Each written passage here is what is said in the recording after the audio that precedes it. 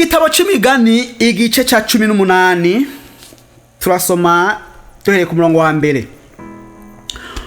Uwigungira ukwiwe abarondera ivyo yiharije gusa, kandi agwanya inama nziza zose.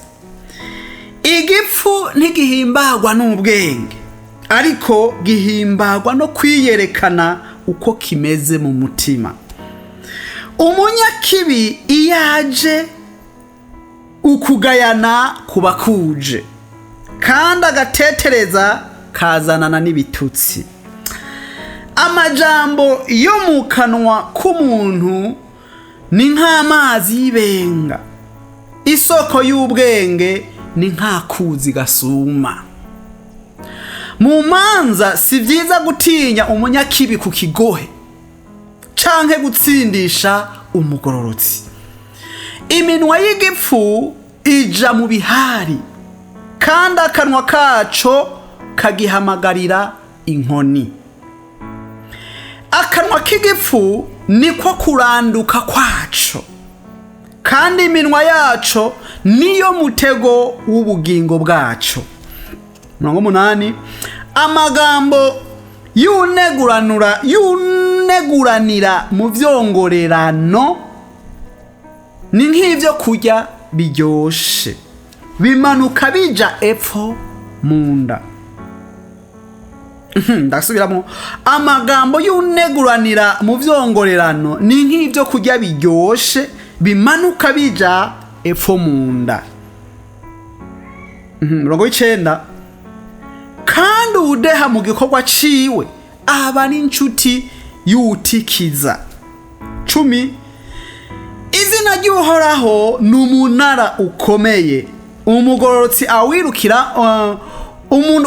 awirukiramwo akaba amahoro.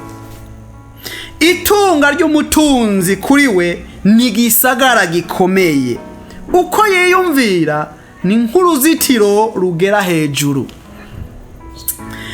Uwishira hejuru mu mutima agatikizo azogasanga imbere, kandi ukwicisha bugufi kuzosanga imbere icubahiro. Uwishura atarumva bimubera ubupfu n'agatetereza. 14. Umutima w'umuntu umushigikira mu magara make, ariko umutima wihebuye ninde yoshobora kuremesha. Umutima w'umukerebutsi uronka ubwenge, n'ugutwi kw'abanyabwenge nako nico kurondera. 16. Ishikanwa ry'umuntu rimuronkera akayira, rimushitsa imbere y'abahambaye.